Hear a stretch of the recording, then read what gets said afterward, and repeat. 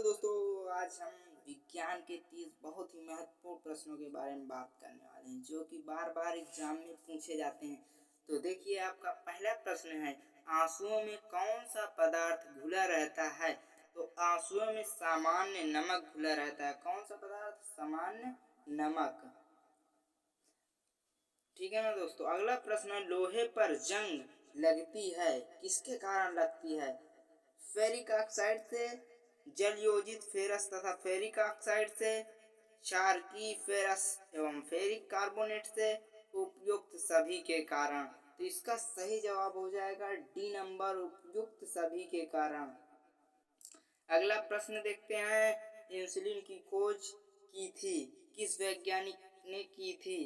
तो किसने की थी? ए बेंटिंग ने, बी है डोमेक ने, रोनाल्ड ने, रॉस हार्वे ने। तो इसका सही जवाब है बेंटिंग ने। पहला ए नंबर सही है। अगला प्रश्न है, वनस्पति तेलों को घी में परिवर्तित किया जाता है, किससे परिवर्तित किया जाता है? ए ऊष्मा उपचार, बी हाइड्रोजनीकरण द्वारा, सी ऑक्सीजन द्वारा, डी एंजाइमों के द्वारा। तो इसका सही जवाब हो जाएगा बी नंबर राइट है, यानी हाइड्रोजनीकरण द्वारा। अगला प्रश्न है, निम्नलिखित में से कौन सी एक मिश्र धातु है?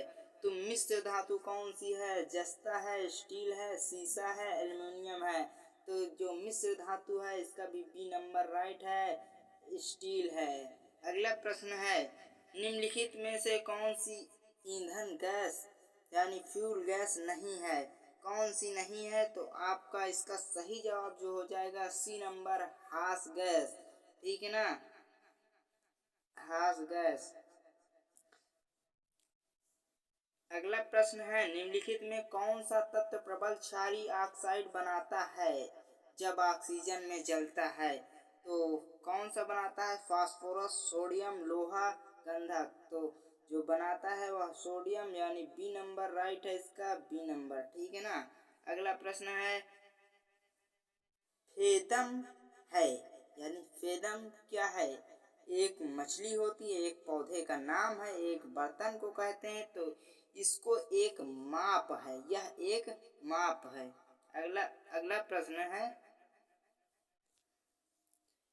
रिचर स्केल किसके नापने में प्रयोग होता है? तो इसका सही जवाब है भूकंप की तीव्रता को नापने में प्रयोग होता है रिचर स्केल। अगला प्रश्न है, डायनामाइट के आविष्कारक निम्नलिखित में से कौन है? तो डायनामाइट के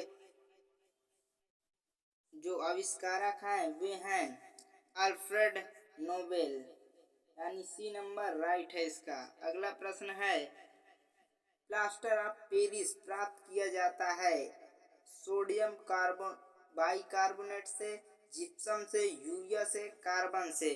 तो जो है वो जिप्सम से प्राप्त किया जाता है। किससे? जिप्सम से, यानी बी नंबर राइट है। अगला प्रश्न है, चिकित्सा व युद्ध में उपयोग के लिए किन कीड़ों पर नवीनतम अनुसंधान हो रहा है?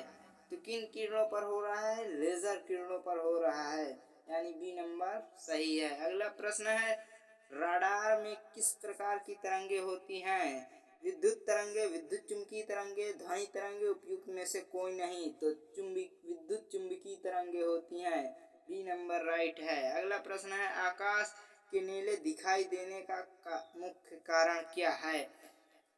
देखिए, आकाश का जो नीले रंग का दिखाई देने का कारण है वो वायुमंडल में उपस्थित धूल आदि के कणों के द्वारा सौर किरणों का प्रकीर्णन, यानी जो सूर्य से प्राप्त जो किरणें आती हैं उनका प्रकीर्णन माने फैलना, इसी के कारण से होता है। तो यानी बी नंबर इसका राइट है। अगला प्रश्न है, तेज गति से आता हुआ वाहन हॉर्न बजाता है तो उसका पिच तेज होता उतना ही सुनाई देता है, अधिक सुनाई देता है, कम सुनाई देता है, पहले कम और फिर अधिक? तो इसका सही जवाब हो जाएगा अधिक सुनाई देता है। जब कोई वाहन गति से आता है तो उसका पिच अधिक सुनाई देता है। अगला प्रश्न है, वास्तविक वस्तु का आभासी प्रतिबिंब बनता है तो किसमें? वास्तविक वस्तु का जो आभासी प्रतिबिंब है वह समतल दर्पण से बनता है। किससे? समतल दर्पण से, यानी बी नंबर सही है इस प्रश्न का। अगला प्रश्न है, वास्तविक वस्तु का हमेशा सीधा प्रतिबिंब बनाने वाला दर्पण होता है, तो कौन सा होता है? यहाँ पर समतल और उत्तल।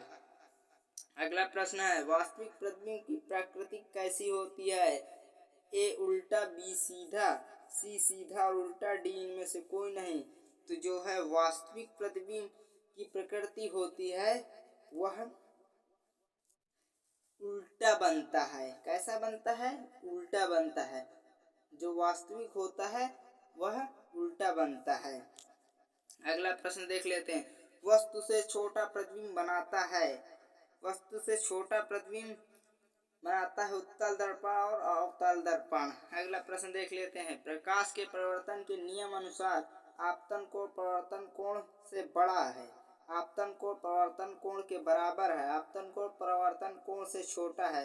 सभी कथन सत्य हैं, तो इसमें का सही जवाब हो जाएगा आपतन कोण परावर्तन कोण बराबर होता है, यानी इंसिडेंस एंगल बराबर रिफ्लेक्शन एंगल, ये दोनों बराबर होते हैं। आई इक्वल आर, ठीक है ना। अगला देख लेते हैं, समतल दर्पण द्वारा बना प्रतिबिंब सदा आभासी और उल्टा होता है, वास्तविक और सीधा, सीधा और आभासी, वास्तविक सीधा और आभासी होता है समतल दर्पण द्वारा। अगला प्रश्न देखते हैं, लेंस की क्षमता का एसआई मात्रक है, तो इसका एसआई मात्रक डायोप्टर है। लेंस का डायोप्टर। पानी से भरी बाल्टी की गहराई कम दिखती है, इसका कारण है पूर्ण आंतरिक परिवर्तन, अपवर्तन, परावर्तन, इनमें से कोई नहीं। तो इसका कारण अपवर्तन है। अपवर्तन के कारण पानी से भरी बाल्टी की गहराई कम दिखती है। पानी में डाली हुई छड़ी टेढ़ी दिखती है, इसका कारण है परावर्तन, अपवर्तन, परावर्तन और अपवर्तन, इनमें से कोई नहीं। तो इसका भी कारण अपवर्तन है।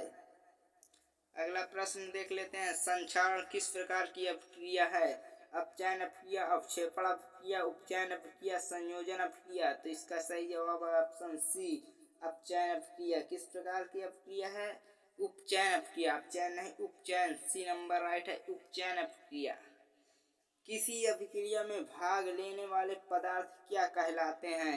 क्या कहलाते हैं? प्रतिफल, अवकारक, अभिकारक, आक्सीकारक।